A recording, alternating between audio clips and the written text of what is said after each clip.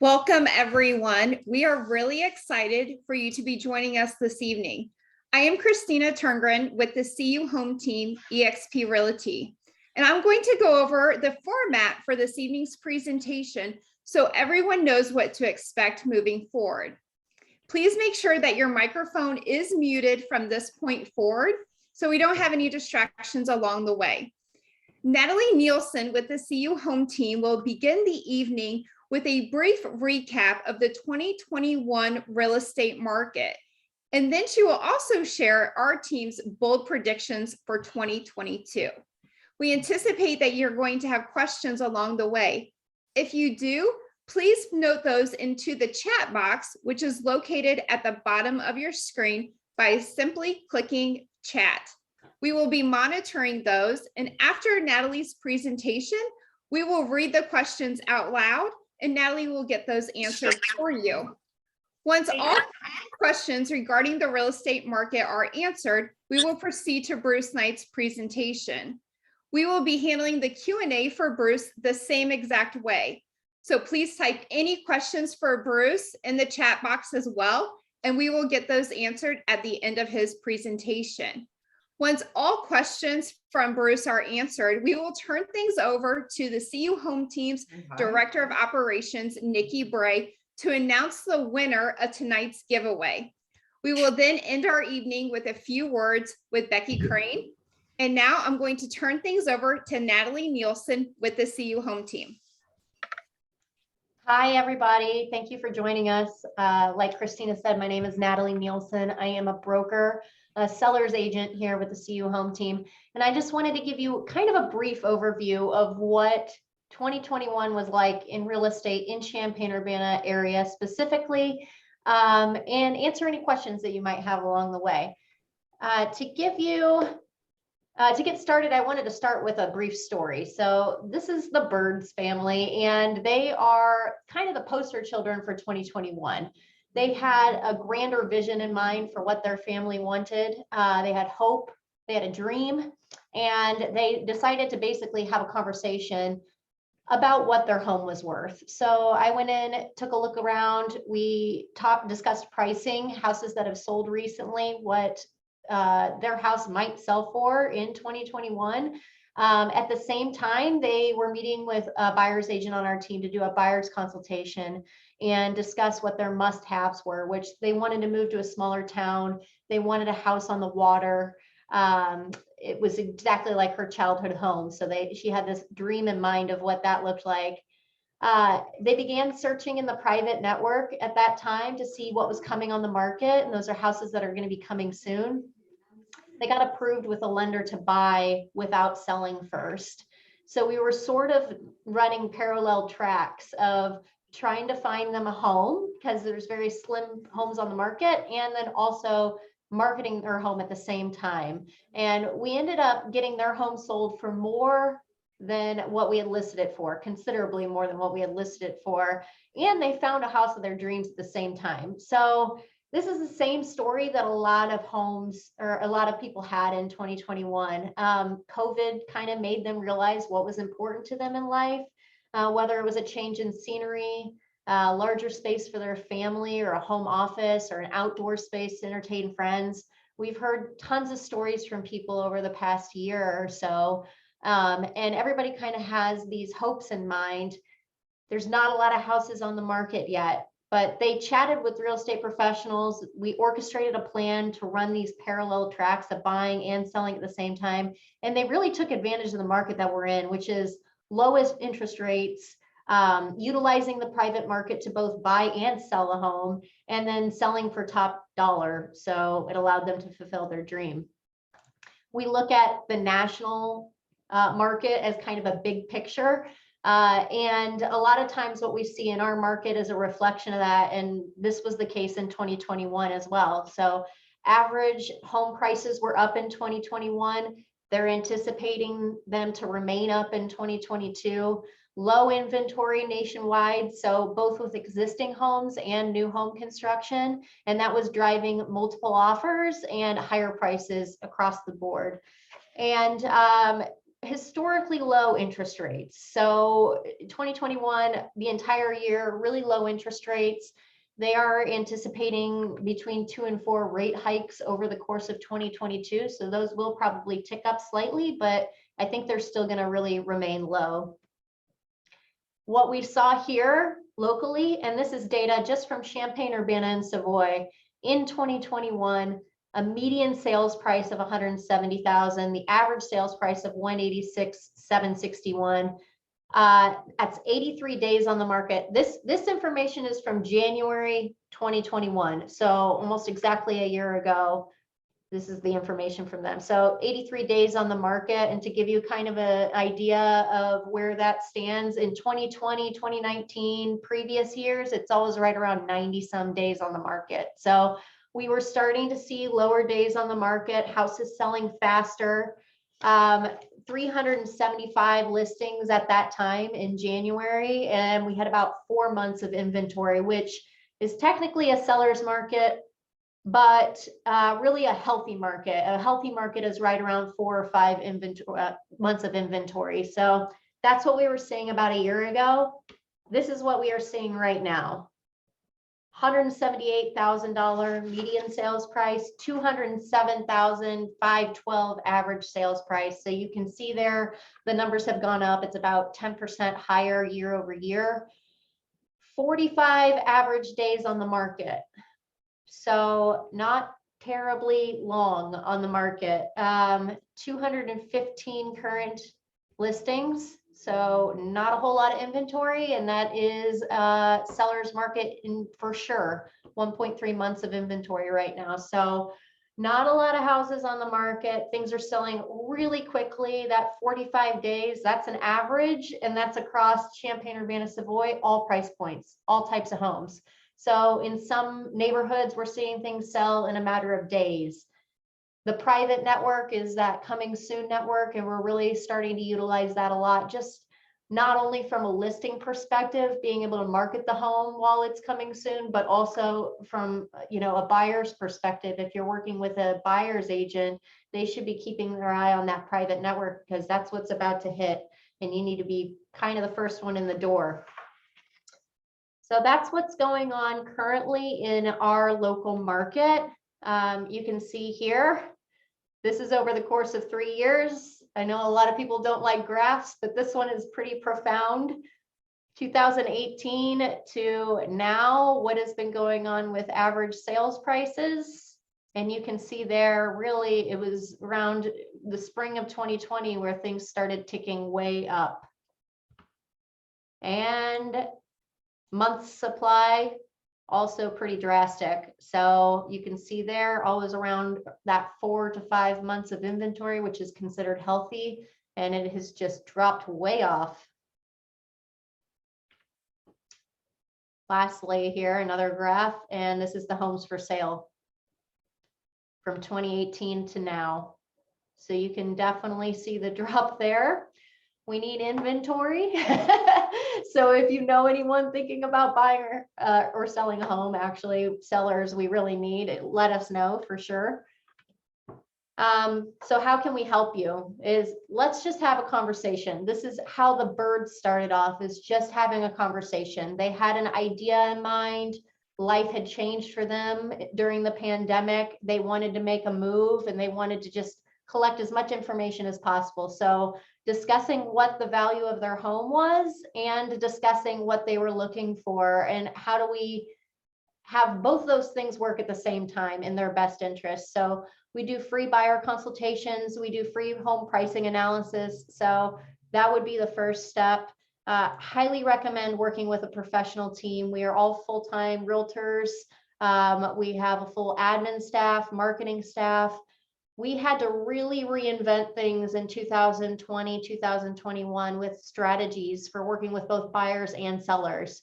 Marketing homes differently to get them sold, not just for the highest amount of money, but for the best terms. Also working with buyers, having to reinvent how we made offers on homes. We were in multiple offers with sometimes 20 some different people. How do you make your offer stand out? How do you be the first one in the door? So tapping into that network of trusted professionals working with the right lenders, the right title companies, attorneys, home inspectors, termite inspectors, all of that, we've got you covered. So it is our goal, definitely. We want to make the home buying or selling process as stress-free and as financially rewarding as possible. So definitely let us know if you have a little inkling that you want to make a change. It's still a really great time to both buy and sell. Christina, do we have any questions? I can't see the chat box. I'm trying to figure out how. You're muted right now. We do not at this time. Okay. If anybody has a question, I'll give you just a moment to type those in. If we don't see any here in the next minute, we're going to go ahead and shift over to Bruce Knight's presentation. And I don't see anybody even starting to kind of type. That's fine. Hey, Christina. Yes. Christina, could I ask a quick question or have Natalie talk about something? Natalie, what price ranges when you're looking at the average, what particular price ranges were the ones where you saw the greatest rise and the least inventory? Yeah, good question. Our average sales price right around there, give or take $50,000 to $75,000. So that $125,000 to about $275,000. I know that's a pretty big range, but that was kind of the sweet spot. Although it really depends. I mean, different neighborhoods, different school districts, things like that. There are little pockets of things that sell extremely fast and have really low inventory. I know this isn't Champaign County, but I read something today that there's only 7 houses for sale in Monticello. We service Monticello area as well. So that's Monticello School District. So there's just low inventory across the board, really. I hope that answers it. Yeah, definitely. And how did the investors do this year, do you think? In terms of cash flow or? Just availability. Yeah. Not a whole lot of availability for investment properties right now, although, I mean, I still think right now is a really good time to snatch them up because you can definitely lock in low interest rates. And it's always been a really healthy market for renters because we have a lot of turnover and a lot of students and things like that. So there's not a ton of inventory, I would say, but it's still a really good time to lock in a rate. You can lock in a fixed rate for that long of a period of time and make cash flow on it. Yeah. Great. Well, thank you, Natalie, for Yeah. presenting this information for everyone that has joined us. Yeah. And I'll let you take it from here. Yeah. So we are proud and privileged to bring to you our speaker tonight, which is Bruce Knight. He is the Planning and Development Director for the City of Champaign. And he's been that since 1988. And then Bruce, he also serves as the city's representative on the Champaign County's Economic Development Corporation and the Historic Preservation Commission. He became a certified planner in the American Institute of Certified Planners in 1985, was inducted into the College of Fellows, which is the highest honor in the American Institute of Certified Planners. For the 6th year in a row, we welcome our friend and the chief cheerleader for the city of Champaign, Bruce Knight. I'm going to stop sharing and allow you to share, Bruce. Perfect. Thank you. Mm-hmm. It says that participant screen sharing is disabled. Oh, boy. You might need to make me like a co-host. Christina, can you do that? I'm working on it right now. Perfect. Well, while we get that taken care of, let me just say it's always good to. I always enjoy coming and talking to this group. It's a great positive group for the community and ask good questions. And so I'm very pleased to be back again this year. Obviously, I hope, like everybody, that perhaps one of these days we will be back in person and be able to sort of look all of ourselves in the eye while the presentation is going on. So with that said, by way of kind of the State of the Union, I thought I would start with a review of the top 10 predictions I made last year and how those went. And by the way, that was obviously overachieving. I'm glad I'm only doing 5 this year because 10's a lot. But first of all, what does the planning and development department do? We've got 3 primary functions: long-range planning for the community. We just updated our comprehensive plan this year. We do focus area plans. Good example, we're working on a strategic neighborhood action plan for Garden Hills right now. And topical plans like our long-range transportation plan, our pedestrian plan for the city of Champaign. We also manage the land development process. So, you want new housing inventory, we need new subdivisions and new single-family lots that allow people to build new inventory. Interestingly enough, we haven't had many new residential subdivisions. So, the new inventory is primarily coming from when somebody decides to either move up in the market or move out of the market or whatever. We also do zoning administration, including review of building permits. So applying our regulations on land use and density. And then we also do economic development. And that includes running our small business incentive program, negotiating development agreements. Excuse me, I've had a nagging cough. Been to the doctor. Is nothing other than a nagging cough, but it'll kick in at the worst possible moments. But excuse me, we manage 6 tax finance districts as well as an enterprise zone. So my first prediction last year was our coalition of economic development agencies would continue to collaborate and give Champaign County an advantage. We have continued to collaborate. I think the metrics for what kind of advantage we get from that are yet to come. But that collaboration continues, and I think we'll have long-lasting benefits. Prediction 2, will continue to grow both in population and economically. That includes opportunities in ag tech, med tech, and manufacturing. So we got our 2020 census results this year. We grew almost 10% over the last decade. We do believe there was probably an undercount, but we can't really complain because Urbana, on the other hand, saw a 7% decrease. And I definitely think they saw an undercount. And a lot of that undercount is in the student population because students at the University of Illinois are supposed to register for the census as residents here. But the census says register where you're living on April 1. And on April 1, 2020, most of them had gone back home. And so there was a really significant effort to try and count those students, but we know we lost some of them. I think this is really interesting. So this is our population growth from 1860 to 2020. And the story it really tells is we have been a slow and steady growth community since our very, very beginning. We have not had significant leaps in population. And this is really a good thing for us. It allows us to plan for our growth and systematically manage the new infrastructure and new service demands that come with new growth. When we speak of ag tech, we are definitely a hotbed of ag tech in the country. We have seen significant growth of companies that are technology based around the agriculture industry. And to further advance that, during the pandemic, Champaign County Economic Development Corporation, the Research Park at the University of Illinois, and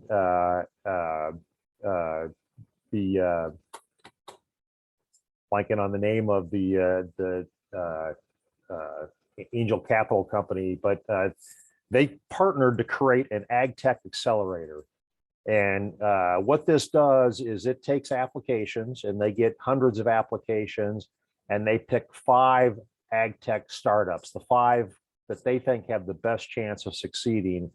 And they provide them with mentors and office hours and the ability to learn from other people, and then at the end of the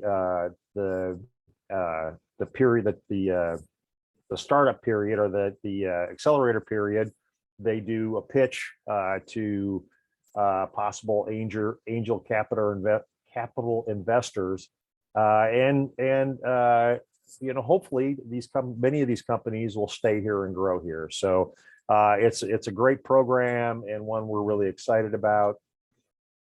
I'll talk more about the manufacturing piece as part of my predictions for next year.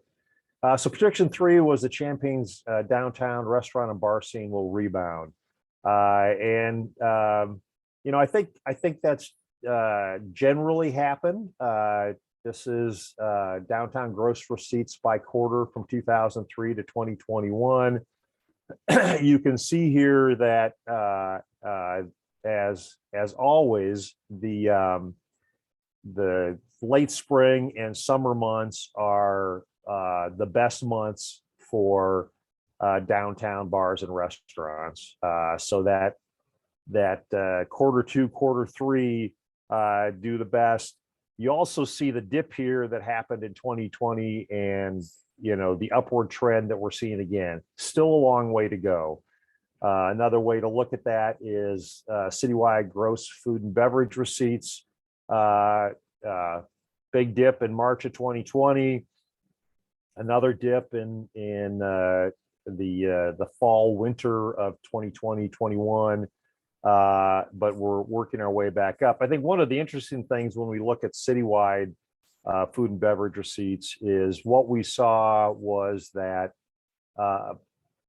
restaurants in particular that had drive-throughs didn't have much of a fall off. They were already really well set up to do curbside pickup, if you will, and they survived very well. All of the sit-down restaurants in town really had to up their game in either curbside pickup or food delivery, and most of them did that, but they were slower recovering as they got their feet under them in that way. This is another way to look at this. Excuse me. Backing. This is downtown. Food and beverage revenues and how they did month by month, and again big dip in May 2020, gradually working our way back up, but still work to be done. Downtown gross sales, same thing. So we're seeing a rebound. It's been slow, but with a lot of the assistance that the businesses got, PPP programs and the EIDL program, we ran a couple of grant programs as well. These businesses have survived and they're coming back. One of the things that's stifling the comeback a little bit is they are all struggling to get adequate staffing, and I think the reality is a lot of people, while they might have reassessed their housing, as Natalie said, and decided to do something different, many of them also reassessed what they wanted to do for their life, and maybe they didn't want to work in the service industry anymore, and they've gone and either gone back to Parkland, other continuing education, or in other ways try to find a different lifestyle choice. So it's a challenge that we're going to probably continue to have for a little while. In terms of the number of food and beverage establishments, we had a little bit of a drop off, but I think we feel good about how many we continue to retain. These are downtown. Those are almost entirely locally owned businesses and small businesses. And so that all of those survive, again, I think reflects how the support programs that were operated during the pandemic really helped. Willard Airport will recover and add a new direct route to Washington, D.C. Well, the new direct route was definitely overly optimistic. I don't know if that's going to happen or not. Right now, it does not look like it'll happen, but we are seeing somewhat of a recovery. You can see here 2019, 2020, and of course the spring dip off, and here's what's happening in 2021. We are not recovering as fast as some other airports because we are primarily a business-oriented airport. And other airports that have more of a focus on leisure travel has come back a lot faster than business travel. So we are, one of the strategies for the coming year for the airport is to aggressively go after trying to attract a leisure-oriented airline route. And we'll see how that works out. It's tough because Allegiant is already well established in Bloomington Normal and Springfield. You know, what's out there and what are our opportunities? We'll see, but it is one of the goals for this year for the airport. Construction of large-scale apartment buildings will slow and be replaced by incremental development.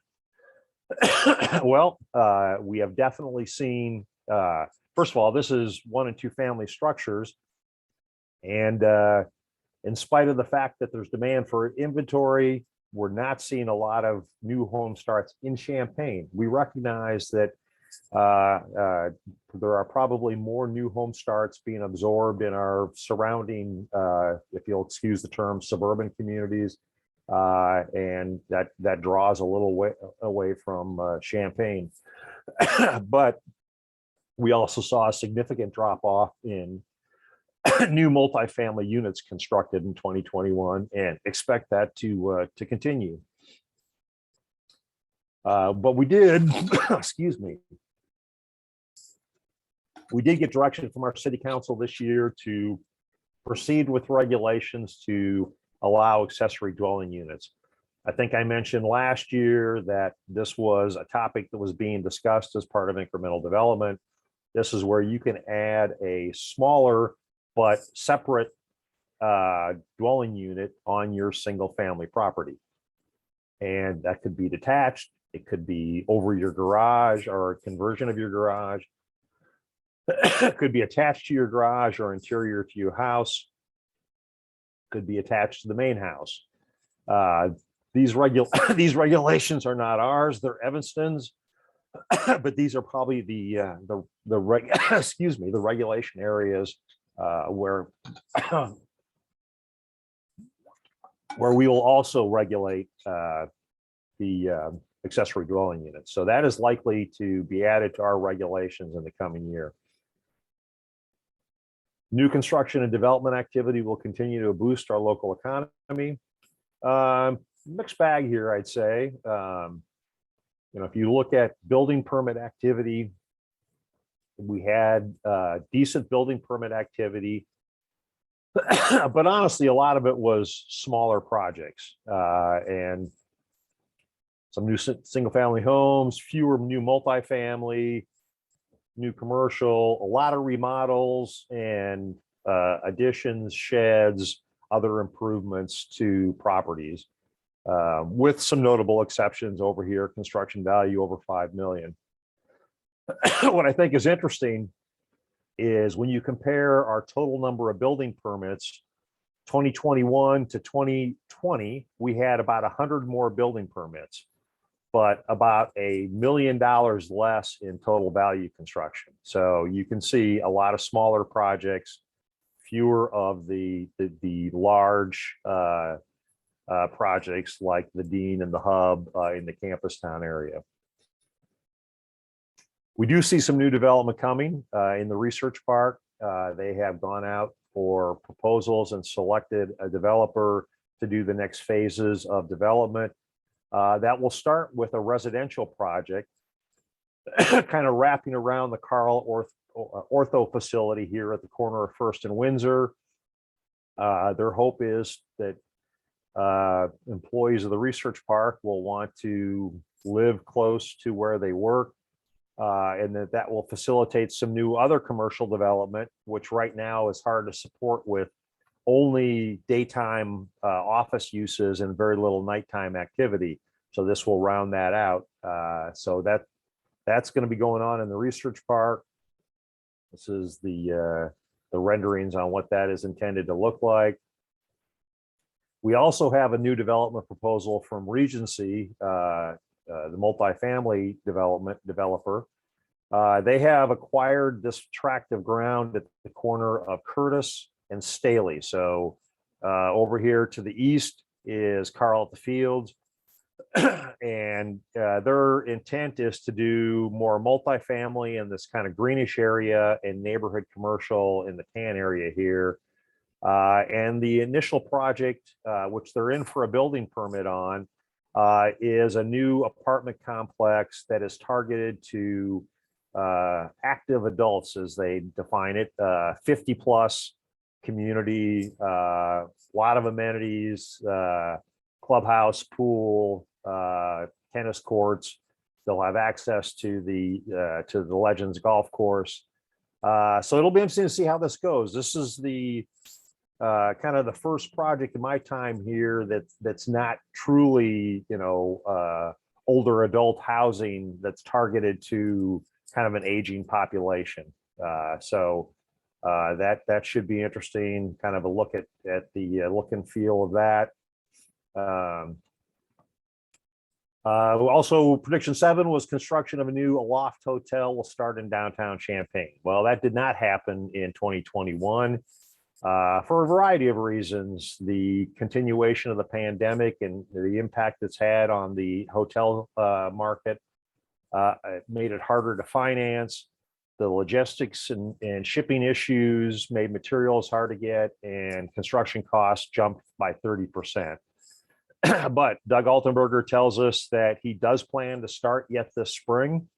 So we're hopeful about that project, that we'll see that begin construction and continue forward in 2022, probably open in spring of 23. Phase 1 of the Yards project will start this year, and phase 2 will be delayed for at least 2 years. Well, phase 1 is ready to start. The Mass Transit District has negotiated a development agreement for the portion of the development that is north of Logan, and includes the expansion of Illinois Terminal, some retail development, as well as some multifamily residential. So I think phase 1 will start, and this is one rendering of what that could look like. I think this has changed multiple times, but the phase 1 will start this year. And I think that, well, we'll leave this to predictions about what might happen with phase 2. Prediction 9 was that Bristol Park will promote a new focus on more affordable and livable housing for Champaign County residents. I still think that'll be the case. Bristol filled up very quickly. They're getting ready to move on to phase 2 of Bristol, which is actually senior affordable housing. And I think will be a nice addition there.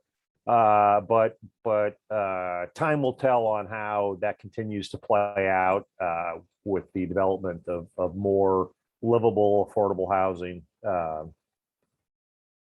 And of course, as I said, prediction 10 was I could be wrong on some of these, and sure enough, I was wrong on some of them, but I was right on some of them too. So that's always good to see.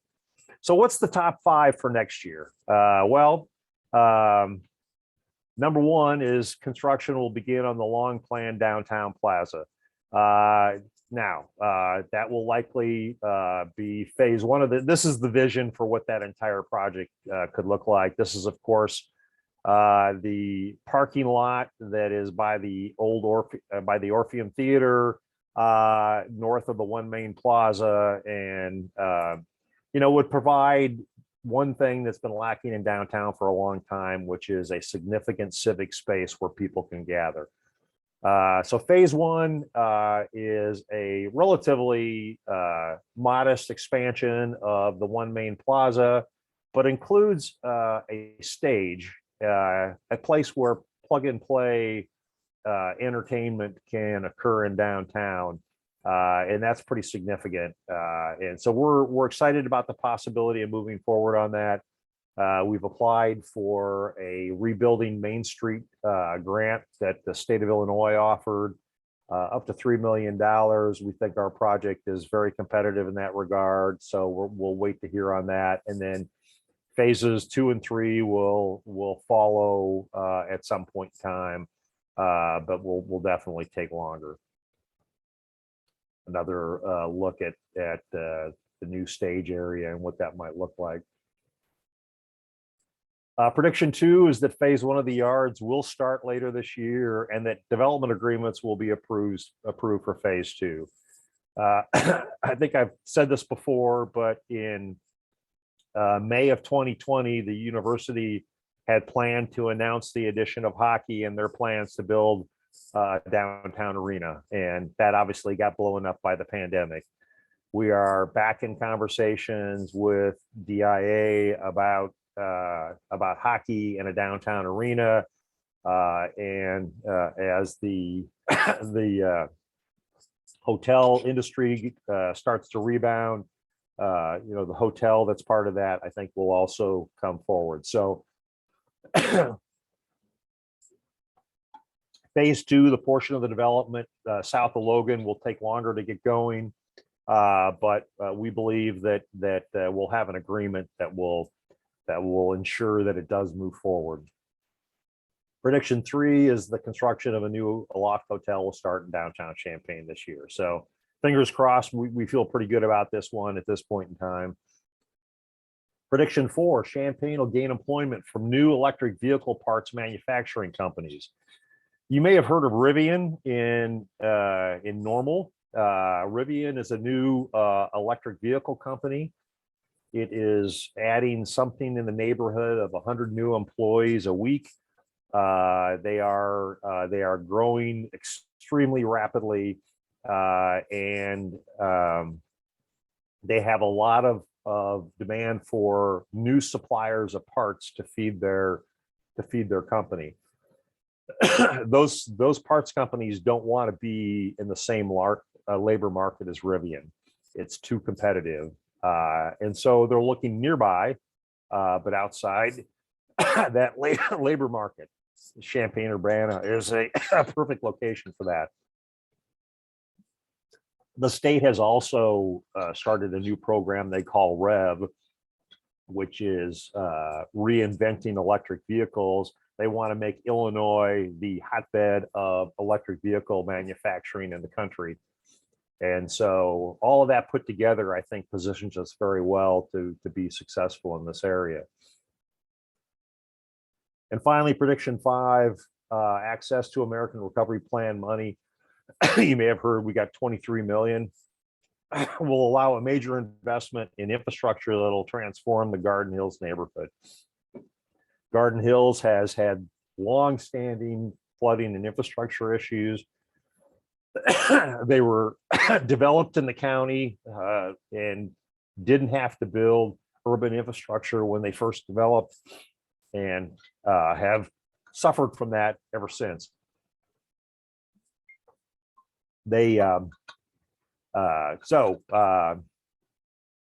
Champaign is preparing to make a major investment in stormwater improvements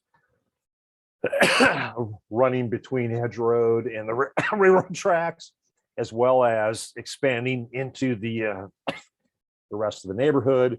This will then also include street lighting, sidewalks, and other improvements throughout the neighborhood. As I mentioned, we're working on a strategic neighborhood action plan that will pair with the other infrastructure improvements to help make significant improvements in the neighborhood. So we're excited about that. And that's it for my presentation. I apologize for the difficulty speaking. Hopefully this will pass soon. I'm happy to answer any questions. Well, Bruce, we do have 2 questions so far. One from Craig Ward, where he is asking, will there be winter ice skating as an option in the downtown plaza? That is definitely one of the things we talked about. That will probably be in the later phases of the plaza. But I think, again, the chance to activate that space year round means that that's something we'd be looking at. And the options for artificial ice have improved significantly. So it wouldn't have to necessarily be something where we build a facility that can, allow year-round frozen ice in our climate, which doesn't allow it without some kind of an infrastructure to support it. Great. Thank you. We have 2 more questions so far. Another one from Cynthia. She's asking if there will be any additional parking garages being built near MTD losing lot south of Inman this year, ? Yep. So there will be a new parking structure built immediately south of Illinois Terminal as part of phase 1 of the Yards project. It will be in the neighborhood of 300 to 400 parking spaces, still working through design on that. And then when phase 2 happens, there's planned to be another parking structure on that part of the project. Terrific. Aaron Tarr is thanking you. Craig Ward said, great news on the Garden Hills improvements. Jonathan is asking, any news on local EV fast charging that isn't the Tesla superchargers at Meyer? How about next? Oh, sorry. There's one more question in here. How about next major town EV fast charging? Kankakee, Mattoon, Decatur, Danville. So that is part of the state's REV program. They do have incentives for encouraging installation of charging facilities. So I think we don't have a specific program on that, but I think the state's program should facilitate that. And I think we'll see new infrastructure to support electric vehicles being added. Great. There's a question I expect every year. So a couple more things are coming in. Any new development on Trader Joe's coming to town? Yeah, so pre-pandemic, we were talking fairly regularly with a broker for Trader Joe's, and I hate to say it, but we have not heard from them since the pandemic. So don't know. Pre-pandemic, we were expecting that they would build out in every Big Ten community. And, I think the retail industry is still recovering from the pandemic. Maybe this will kick back in. Really thought that the addition of Costco might attract them because they like to locate near Costco's and feed off of, the kind of traffic. So we'll see, but no recent news on that. Great. So he says he's disappointed. Me too. So Danny says a lot of things are going on downtown, which is great. How easy will it be to attract new businesses and patrons with the increased crime in that area? Is there anything planned for that? Well, there's a lot going on in terms of trying to address the increased crime activity citywide. Really, it's not just a downtown problem; it's a citywide problem, and it's a problem for almost every community, from slightly smaller than us to much larger than us across the country. We're seeing that issue. Of the 25 million in money that was provided through the American Recovery Act, probably something in the neighborhood of 3 to 4 million of that is going to go towards crime reduction and prevention programs. And so work will continue on that. I think that council, our city council voted to add license plate readers, 45 of them across the community, and we think that will help. But the violence that's occurring is a symptom of a much larger problem that has to be addressed. So you have to both be attacking the violence issue and at the same time trying to change the societal issues that lead to that. And so there's a new partnership between the city and Unit 4 on programming for the most at-risk students in Unit 4 to try and address that. And there will be other programming that is coming to try and address that. So it has to be, a hand in glove sort of situation. But we think downtown is still attractive to new business development. I think one of the interesting things is, as the pandemic started to wind down, it kind of wound back up again. But, the 3 new businesses that we saw added were all retail. We hadn't seen new retail in downtown for a long time. And from what we hear anecdotally, they're all doing well. We want to add more residential as well. I think eyes on the street 24 hours helps with that problem. We're probably going to be adding security cameras in our downtown area again to try and provide another tool to dissuade violence. So work's being done on that, and hopefully it'll help address that problem over time. Well, thank you for your detailed answer with that. It's very helpful and reassuring to hear. We do have a couple more questions coming in. Mark is asking, anything going on with East University Avenue development, east of the train lines? Probably the biggest thing right now is a development called Midtown Crossing. Scott Cochran is doing that. He is redeveloping the old Avenue building. That was a complete rebuild just about because it was in such terrible condition. But he's about 80% done and finishing up that, and he intends to go directly across Water Street to the old warehouse building there and do that next. So that's moving forward. I think that the biggest and most interesting parcel that's out there is the old Dallas and Company building, which is on the market, and we've talked to a few people interested in that.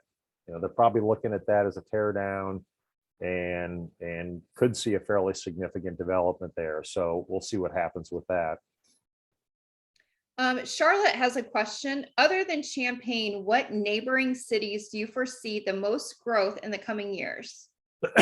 Well, I think, we'll continue to see growth in Mahomet, in Savoy, and St. Joe. There are just people that work and recreate in our community, but for reasons that have to do with school districts and other things, choose to live in a smaller community. And so I think you'll see continued growth in those communities. Great. Ellen is asking, is there any planning underway for a new development in Champaign that is geared towards smaller homes around 1,500 square feet? It'd be really nice to have something like South Ridge in Urbana. Yeah, it's a great question. It's been talked about multiple times. Different,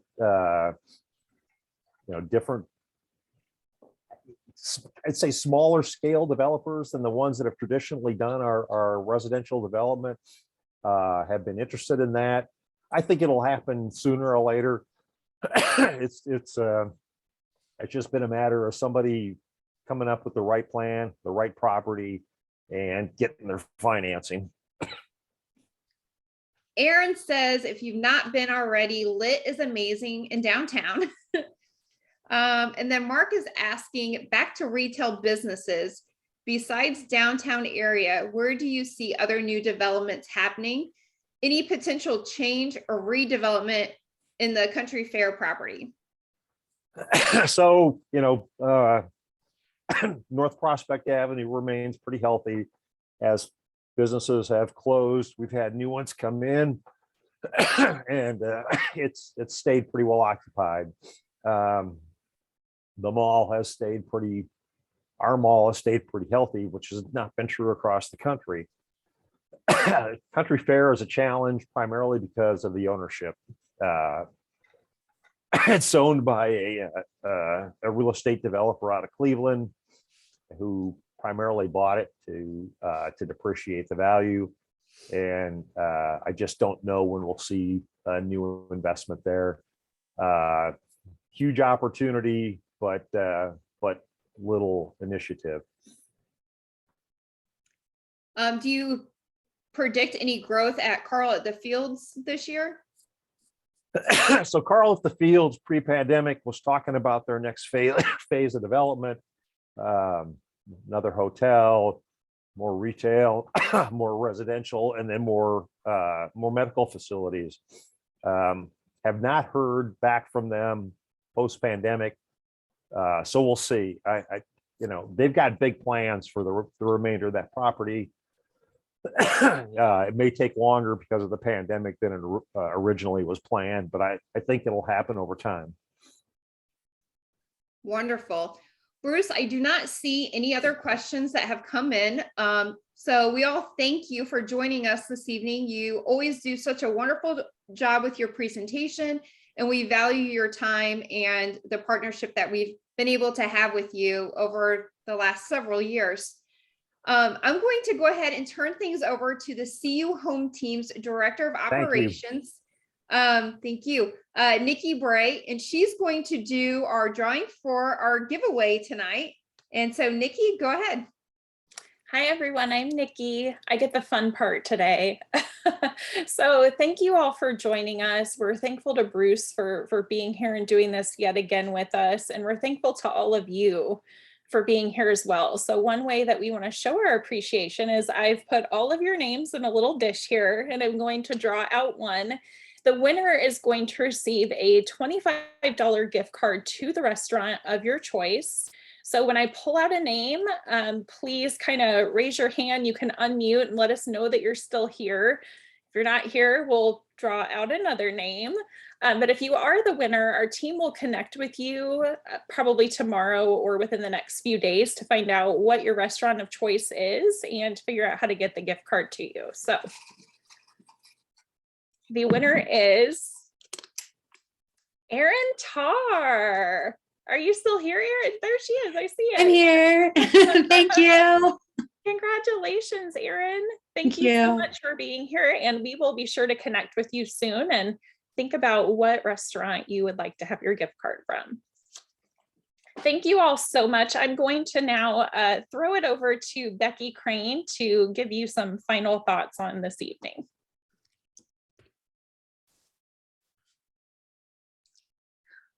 One final thank you to all the people who stayed through this whole presentation, and to our presenter, Bruce. Thank you so much.